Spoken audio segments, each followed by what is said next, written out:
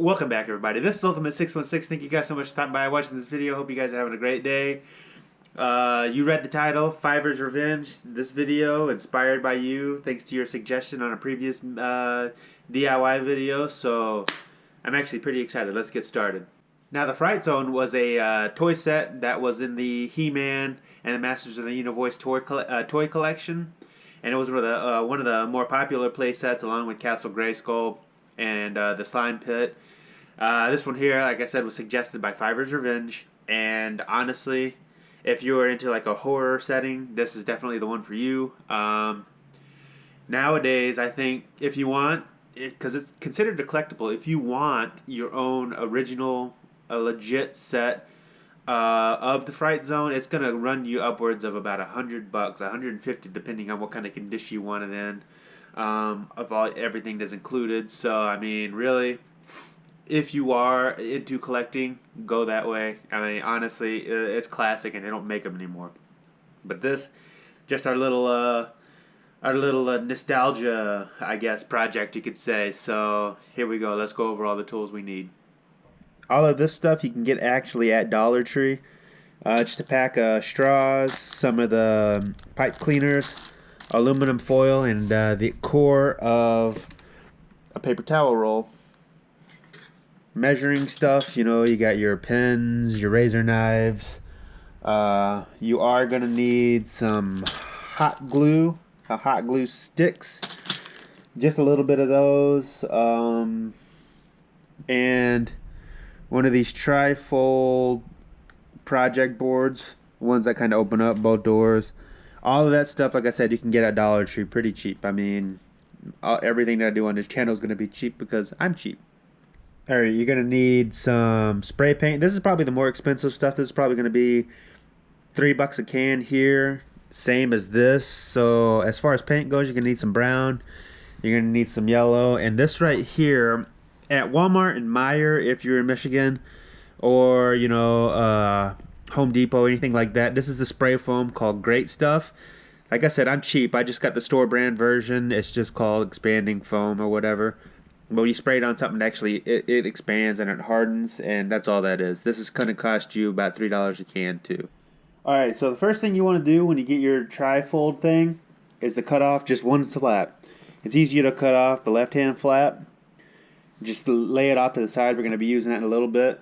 And then what you want to do is you want to take your measuring tool, measure from the exact bottom up 9 inches. It's this first line right here. It's going to be 9 inches. You go all the way across from that other flap to the edge, and you go up 3.5 inches, and you do the same thing. And from this line, you go up 9 inches. Same thing. Draw a line, and then go up from that line 3.5 inches. And what you're going to do is you're going to take your knife here and you want to just score right on each line that you've drawn.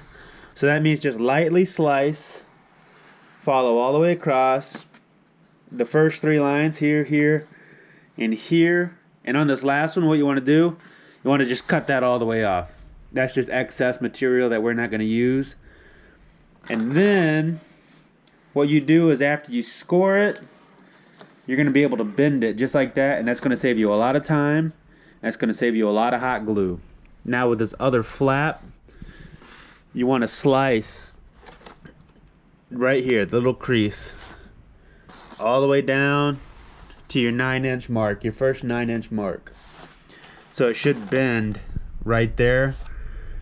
And the cool thing about this is you close it, and you do the same exact thing.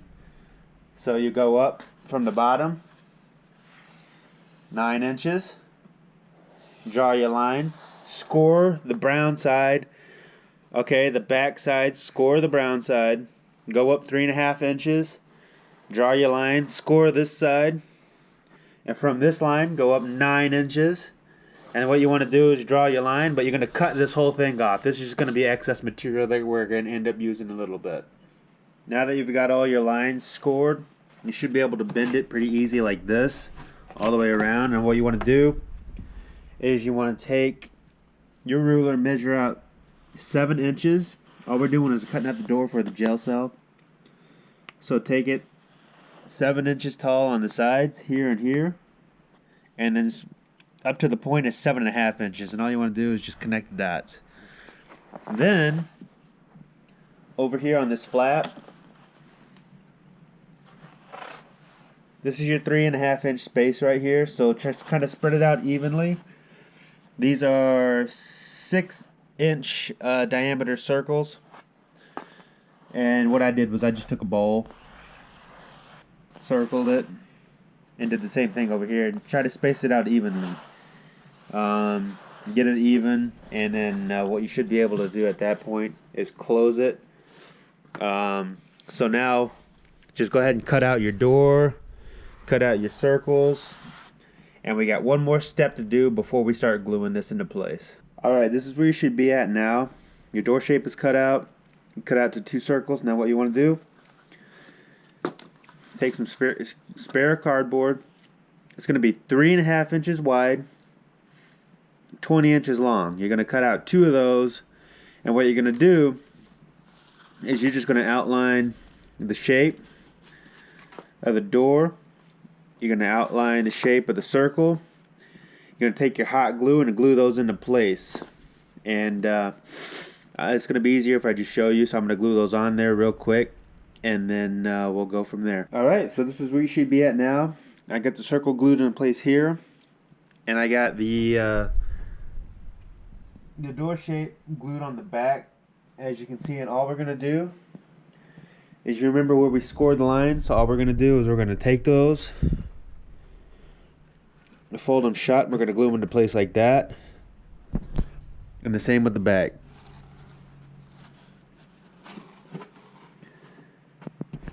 And what that's going to do is, you see how it's coming along pretty nice. And we're going to glue those into place. And we're going to take, remember the little scrap flap that we cut off at the beginning? We're going to take that. We're going to glue it on the bottom. And then we're just going to kind of close in these empty spaces right here. So that way it looks pretty solid. And we'll go from there. We got the prison entrance. We got the little cave where the dragon comes out. Everything is sealed up, all the edges, the back, everything, the bottom. So like I said, the scoring technique will save you a lot of time. It'll save you a lot of glue. Now what we're going to do is we are going to bust out our foam, and I'm going to show you exactly how to get everything set up. And hopefully it'll go pretty smooth after this. Alright, so what you want to do with your foil, get a nice piece of something. I just use a spare piece of cardboard, something that is relatively flat, and just line it with your foil wide enough so that way you have just a little extra space on either side of your frame. And what you want to do is take your foam and just give it one layer at a time. I'm going to try to put on 2 or 3 layers and see how that goes. And what you want to do, you don't want to layer just a bunch at a time, because it's just going to keep on, it's not going to expand fully, and you're going to have issues with it being like gooey.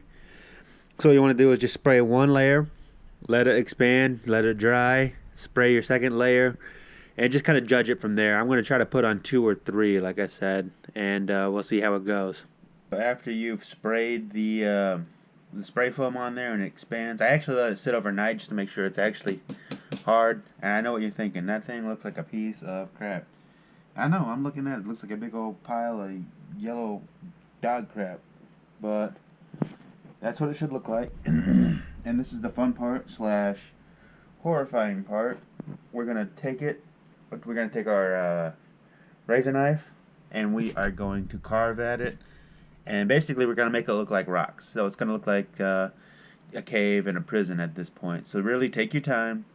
Pay attention to detail, because this is the hard part, and the most frustrating part is making all of this stuff, cut it just right to make it look like a cave entrance. After letting it sit overnight and chopping off as much as I needed to, this is what it should look like. We got the little prison hole right here. We got the place for the hand to come through. And the thing that I did forget was that there's this little stalagmite looking thing right here on the edge. Make sure that you have that on there. All I did was I piled up a bunch of that foam and I just sort of cut it out. So yeah, that's the gist. So what we're gonna do now, I'm gonna take it outside. I'm gonna lay down loads of paint. I'm gonna prime it with some gray, spray some brown on there, and dust it with a little bit of yellow here and here. Alright, after you're dusting a paint, this is what it should look like. Like I said, lay down some gray. I wanted mine to look a little bit more real. I know the original toy is like a bright brown with some yellow on it. And I don't know, I just wanted to look more like real rocks. And you could tell I laid down a really thick layer of gray and some darker brown. And just light hints of yellow here. Like I said, here. And overall, I'm pretty impressed. I mean, I actually really enjoy this thing. And yeah, take your time. Take your time with the carving. Make it look like real rock. And honestly, you really don't have to try too hard because this stuff is really brittle. And when you cut it up, it actually breaks off in small chunks. And it looks pretty impressive. So you really don't have to do too much work. As far as detail goes, just watch the paint. Watch the yellow because the yellow really sticks out. So, yeah, this is the end of part 1. In part 2, we'll do the door, we'll do the dragon, and we'll do the tree. And then we'll be done with the project.